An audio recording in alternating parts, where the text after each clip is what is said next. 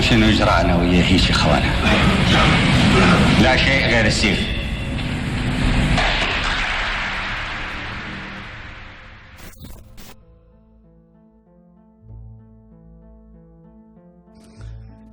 I suppose I'll start with Iraq, which was best described by, has best been captured by, under its old regime form, a brilliant author, an Iraqi English, half Iraqi, half English author called Kanan Makia, who had to write for a long time under a protective pseudonym of Samir al-Khalil, and wrote a tremendous book called The Republic of Fear, which is the best four-word description that one could have of the regime of Saddam Hussein.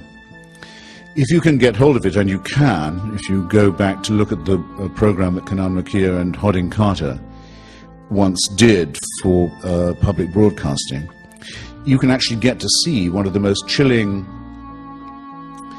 annihilatingly chilling, actually, videos ever made in the 20th century. It shows the moment at which Saddam Hussein, the actual moment at which Saddam Hussein seized power in Iraq for himself. There's the Central Committee of the Ba'ath Party, perhaps 100 people, are sitting in a very formal array in a conference room. And Saddam Hussein is chairing them from a podium, smoking a large cigar. And suddenly, without warning to anyone, in is dragged between two guards and in chains, a broken man, a man who is obviously physically and mentally been utterly destroyed. His personality has been evacuated. And prodded a bit, he stumbles through a confession that implicates himself and others in a plot to destroy the Iraqi Republic, to remove the regime of the Ba'ath Party, and to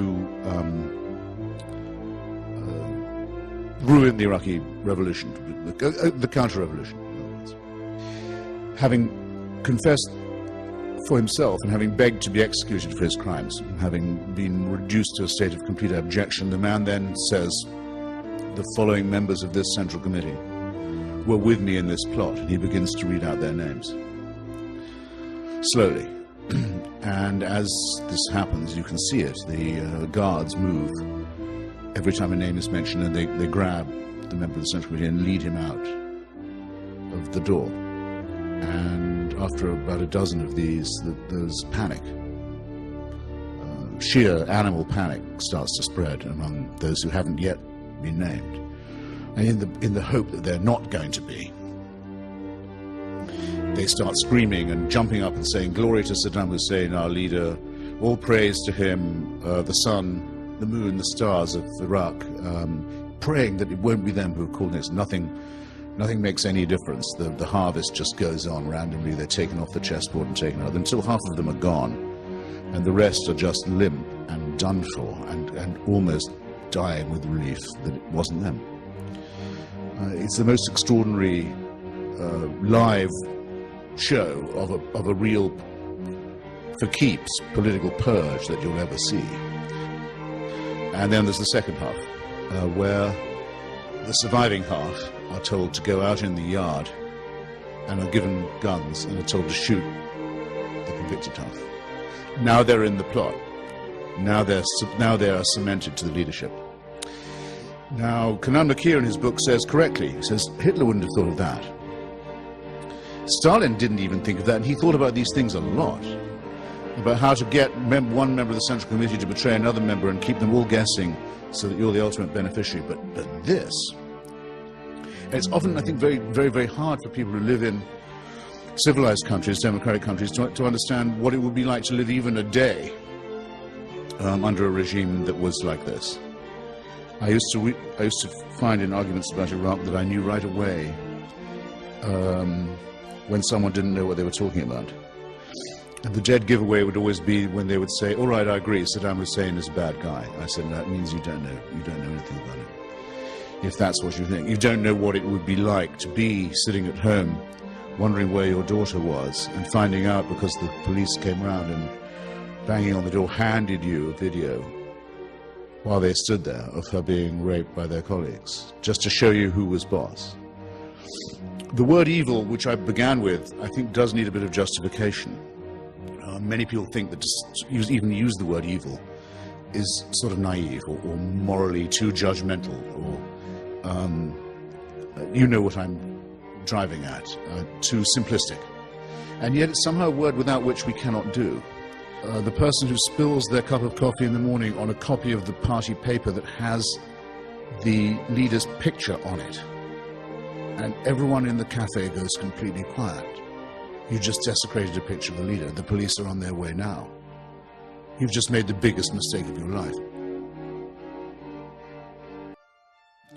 I haven't started with Iraq. I haven't begun to tell you what it's like.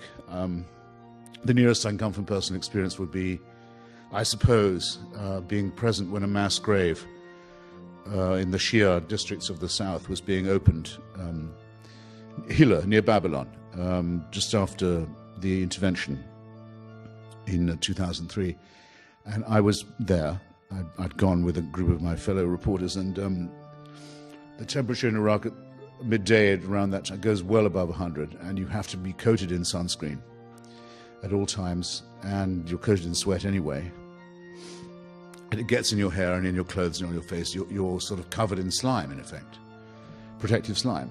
And that's fine until the wind gets up a bit as the mass grave is being excavated, and you find that you're being covered in a coat of powder, grey powder, which is made of people. It's the filth and the smut of people who've been buried en masse for a long time, are just being dug up and are being now blown around in a grave.